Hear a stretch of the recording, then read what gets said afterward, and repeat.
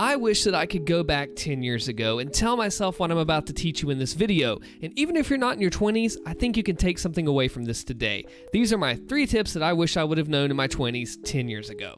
Number 1, respect the credit card. Yes, I'm not saying credit cards are evil. That's just quite the opposite, actually. They can be great with their points and everything else that goes along with them, but if you misuse them, that is very bad. And I have a whole story that I could probably tell in another video, pretty much any of these points. Now, it's about 45% of Americans that do pay off their cards, but if you don't, it is extremely dangerous. Now, I'll go over some basic stats here with you, just to show you. So as you see here, $5,000 if you owe it on your card, with a typical annual percentage rate of 18 or 19%, and 2% of that minimum payment is what you pay of the whole bill, it would take you 46 years to pay off and almost $14,000 in interest. Can you see how that would keep you buried forever? Like I said, that's worth a whole other video in itself. But what I learned was that when I racked up my credit card, I didn't even think about it, and it came back to bite me, and I had to pay it off. I had to get those extra payments in, but I did not respect the credit card. I thought, oh, I'll just worry about it later, and when later came, it will hurt me. Number 2, invest. Yes, invest. It sounds like such a simple tip, but honestly, I wish I would have started this earlier. It's one of those things to where you think about, oh, retirement, it's so far away. I have enough time to get used to everything going on now and have some fun. I don't even have to worry about that now. That can come later. Well, later does come eventually, and it's sooner than you might think.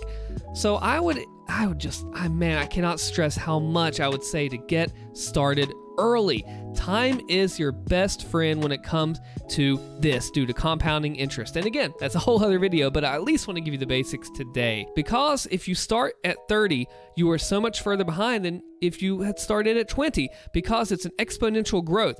Your interest doesn't just grow like this, it grows like this.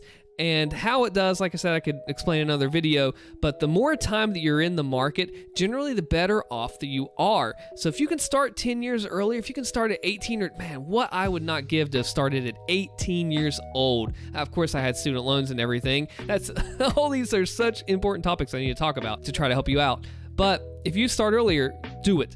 Pay off your debt, start early. But if you are a little bit later, that's okay. The best time was 10 years ago. The second best time is now. Because if you use that time to your advantage, even if you don't use that time, you still can get yourself set up at least a little bit. Invest in something for your retirement long term, because later will come sooner than you think. And number 3, watch your fast food spending. Now hold on a second. You might be thinking, well, hey, aren't you the guy that made a video talking about your top 6 ways to save money at McDonald's? Yes, I did, and you should watch it if you haven't already. There's some really cool tips in there that are a little bit outside the box. But what I am saying is that don't ever just say, no, I'm never going to eat at McDonald's or Burger King or Taco Bell ever again. Don't do that. All I'm saying is be careful. I went through a period in which I was charging a bunch of fast food to my credit card, just adding up, tying into points 1 and 2 just a second ago. But if you do it responsibly, as with a lot of things in life, you will be setting yourself up for success in the future. I mean, just think about it.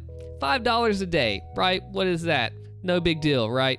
Well, it's $25 a week if you have a 5-day work week. It's $100 a month, $1,200 a year, or $2,600 if you do the $10 lunches. And that doesn't even count the weekend meals that you go out to the nicer restaurants.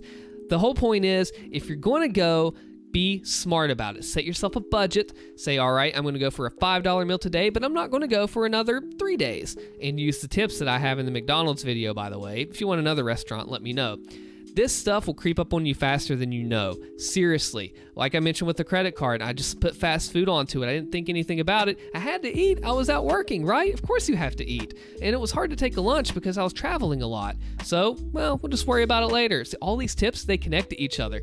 All of these things do not live in a vacuum. They are together and they form one cohesive unit, because the credit cards tie into the investing, tying into the fast food. Here is how. This is important to understand. Please pay attention to this part, okay? If you abuse your credit cards, you'll be fighting down to pay the debt that is extremely powerful, which means that you cannot take the money to invest. Over here, it's over fighting the debt that you had been racking up. So your future is affected. But this debt ties into the fast food and the other things that you buy that you worry about later with your credit cards. And then you don't have the money to invest. They're all connected. So if you bandage one up, it works toward bandaging all the others and keeping them together. That's a lot of hand motions to explain the video, but be sure to like the video if this helped. If you want to follow up 3 more tips, let me know and I'll think about what I would advise to help you out. My name is Austin. This is the Austin Analysis. Thank you for watching.